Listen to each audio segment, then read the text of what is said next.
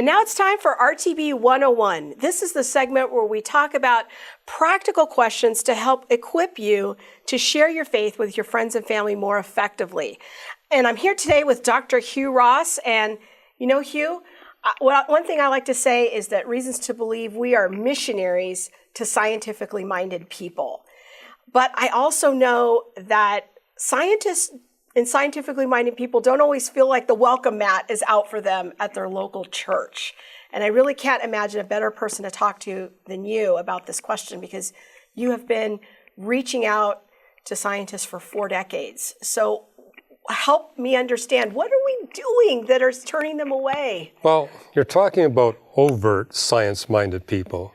I argue that everybody is science-minded. Okay. We're all interested in nature, but a lot of people are kind of shy away from it.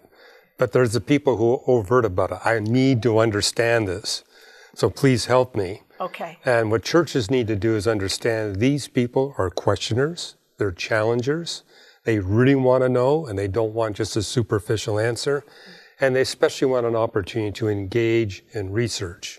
So a sermon where you say goodbye to everybody probably isn't going to work for them.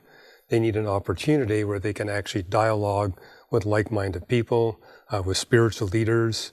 And don't be afraid if they challenge you. That's typically how they learn. You know, prove it to me. I mean, I had a lab partner. Every time I said something, he says, I won't believe it till you prove it to me. And he says, convince me. Now, he wanted me to convince him. But he was, again, just said, you got to prove every single point. I understand this. Mainly because they don't want to share something unless they really have the confidence that it's true. So it sounds like maybe local churches often are doing things that are very kind of a subtle turnoff to people that are overtly scientifically minded. Maybe we don't give them a place to ask questions.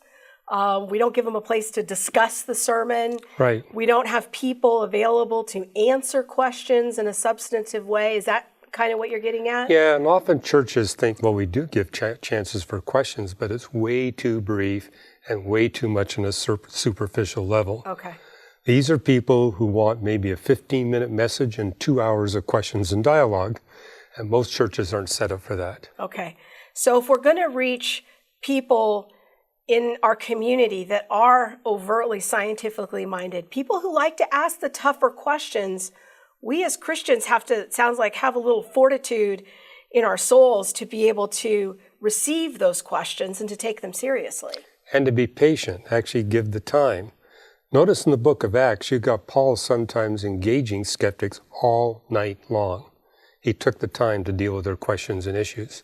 You're not going to be able to take care of it in just 20 minutes. How long, in your experience, does it take for somebody who's more scientifically minded to come to faith in Christ? Is that a long journey for most people? Well, if they haven't been raised in a Christian home, I've never seen one come to faith in Christ in less than 18 months.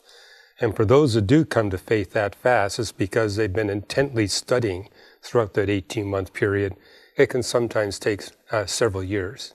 So what are some 2 or 3 just very practical ideas, if we have any pastors watching the show right now, that they could do to start to implement a culture in their church to help put out the welcome mat for these scientifically minded people? Well, launching some adult classes that are not sermon-oriented, but dialogue and debate-oriented, that's a good way to go. Very good. Do you have any other tips for those pastors? Well, make sure that these groups are not too big and not too small. If they're too small, these unbelieving skeptics can't hide and just observe.